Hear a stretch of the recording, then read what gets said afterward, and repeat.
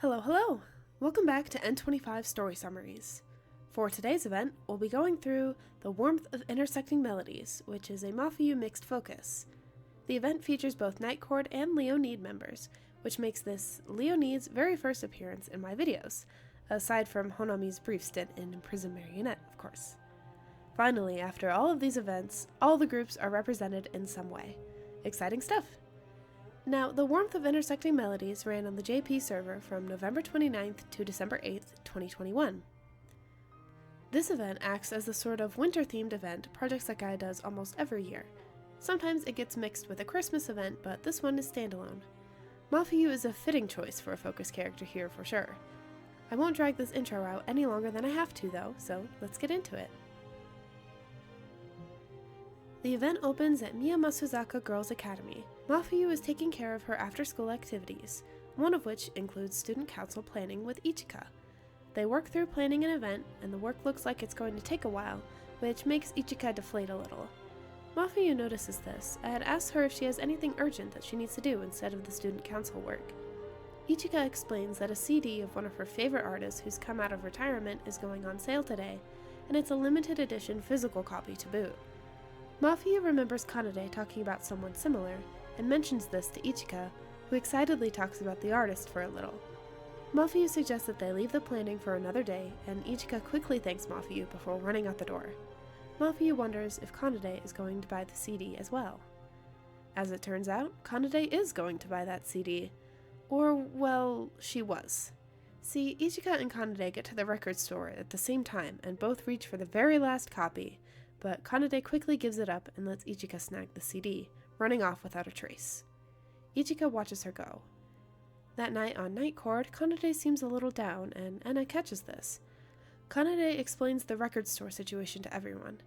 Musique and Enna tell her not to lose hope quite yet, mentioning re-releases and other stores, but Kanade says she's just happy to have met another fan, and that the other person wanted the CD just as much as she did.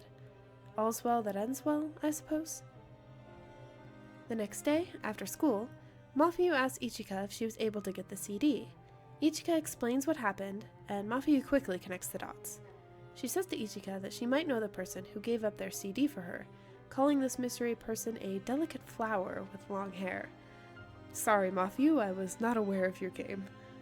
Anyway, Ichika asks Mafuyu to pass along the CD to Kanade so she can listen to it as well. Mafuyu brings up the fact that Kanade wanted to use the music on the CD as reference material, and Ichika perks up at this, admitting to Mafuyu that she's in a band and also interested in composing music, though she is having a bit of trouble in that regard. Ichika says that she wants to make music that will touch people's hearts. Sounds a bit familiar, no? Mafuyu thinks the same thing.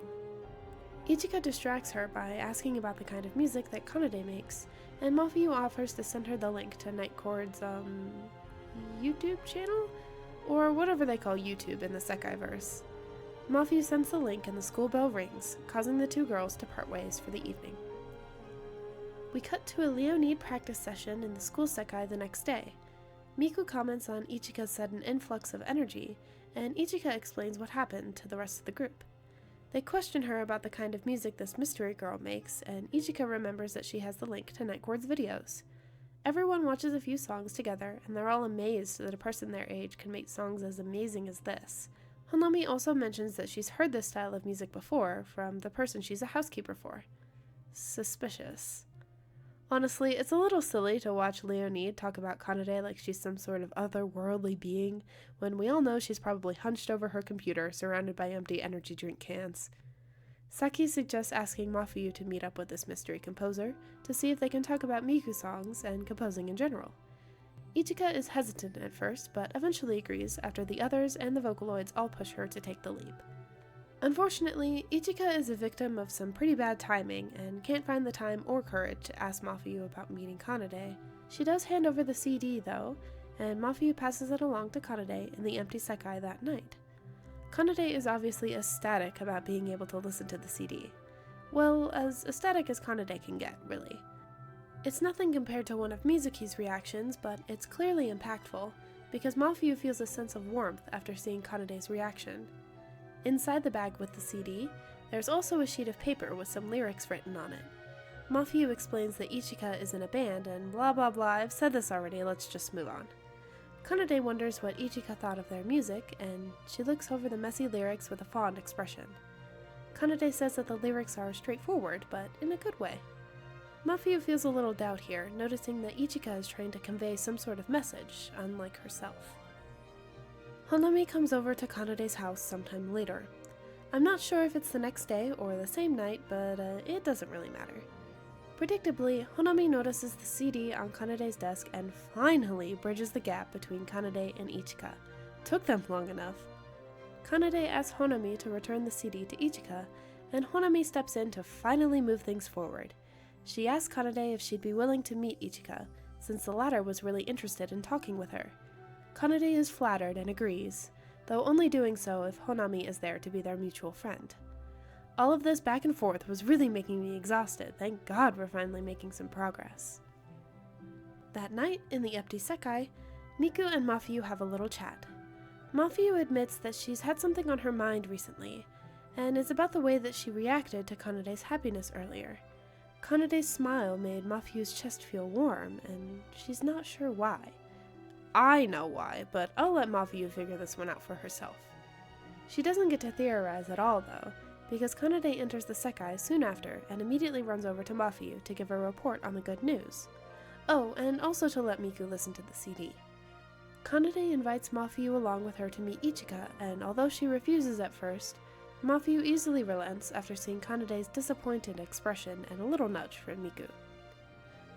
The day of the meetup arrives, and introductions go about as awkwardly as they can go with resident introverts Ichika and Kanade. Mafuyu suggests finding a cafe to sit and talk, and at the mention of food, Kanade's stomach rumbles loud enough for everyone to hear. The girls are all quickly introduced to Kanade's terrible sleeping and eating habits, and Kanade says quietly to herself that it's not like Mafuyu to suddenly worry about her well-being so much. They head off to a cafe without much fanfare after that. The conversation at the cafe is light and free-flowing. All of the mystery about music making is cleared up, finally. Everyone involved knows about Night Court, and everyone involved knows about Leonide. Honami even mentions that Ichika was able to perform a solo show at basically a Vocaloid convention the other week, which surprises Kanade and Mafuyu, because they were both there. Along with Enna and Musique, of course. Ichika plays the song she performed on her phone, and Kanade recognizes the performance. Ichika is very flattered. Hearing the song also makes Kanade remember a time she stopped to listen to someone sing in Nonogi Park, and that person just so happened to be Ichika. Everyone is connected in all of these funny little ways. The conversation continues, and Kanade realizes that she and Ichika have the same goal, creating a song that will touch people's hearts. Ichika asks about Kanade's creative process, and while Kanade struggles to put it into words, she does remember that memories tend to be a frequent source of inspiration for her. She specifically mentions wanting to make someone, cough cough Mafuyu, smile. Ichika takes this advice to heart and moves on to asking about the lyrics. Since Mafuyu writes the lyrics, the conversation shifts over to her. Both Ichika and Honami say that they are able to understand how Mafuyu feels through her lyrics, and even Mafuyu's ironclad mask starts to slip a little. The music she makes with Night Court is nothing like the music she made as Own. She was just churning out song after song, not caring what others thought of it, trying to find some semblance of her real self. She thinks that things haven't changed a whole lot in that regard, but maybe they have. Where Mafuyu used to just write lyrics that matched whatever Kanade had composed, things were a little bit different now. The song that made Mafuyu smile inspired her to write lyrics that lean more towards a line of self-expression, but she's still unsure about what she might want. The evening arrives and the girls start to walk towards the station. Ichika and Kanade both agree to meet up again sometime, and Kanade returns the CD along with the loose page of Ichika's lyrics. Though embarrassed, Ichika thanks Mafuyu and Kanade for their kind words and promises to keep working at it. As they say their goodbyes, snow begins to fall in Shibuya. Kanade and Mafuyu walk together for a little, and before they go their separate ways as well, Kanade stops to thank Mafuyu for all of her help. Mafuyu tries to say that she didn't really do anything, but Kanade isn't deterred, and insists that she wouldn't have been able to find Ichika if it weren't for Mafuyu. Kanade also says that this outing reminded her of a time when she was little, when everything wasn't about composing the perfect song, and life could just be about hanging out with friends. She thanks Mafuyu for that too. Mafuyu clutches at her chest and her eyes widen, the warmth spreading even as snow continues to fall. She says that she's glad as long as Kanade's happy, and Kanade heads off to her house with a smile on her face. Kanade's gratitude leaves Mafuyu feeling bewildered, confused, and lost, but on top of all that, warm. And it feels nice. The snowfall signals the end of the event for today. This one was a lot shorter than I thought it was going to be. The length of the story was padded by both of the virtual shows from both groups, so it looked a lot longer than it actually was. I don't have too many thoughts on the event, because this whole thing was basically just Kana Mafu food, which I will gladly consume, thank you very much, and didn't do a whole lot in terms of character arcs for Mafuyu or Kanade. It just fleshed out some more cross-group connections, which is totally fine by me. I love seeing everyone interact with each other and bond over their shared love of music. It's really sweet. The next event on the list is Kana 2 and Someday from the Depths of Despair. I'll see you then.